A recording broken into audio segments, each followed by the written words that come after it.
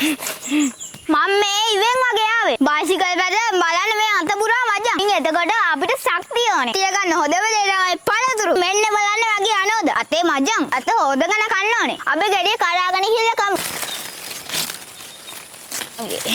නෝදාවල බාර පට්ට යන්න තියෙන්නේ. කඩින් තමයි කඩන්න එන්නේ. දවස් ටිකේ මේ අනෝදා ගහ වහා ගන්න. මේ ඇවිල්ලා කටහඬ මිහිරන අයිටම් එකක්. පොලිද නෙවෙයි. දෙවාමේ. ඕගොල්ලෝ වර්ග දන්නවනම් කමෙන්ට් එකක් දාන්න. මේ තියෙන්නේ කරල.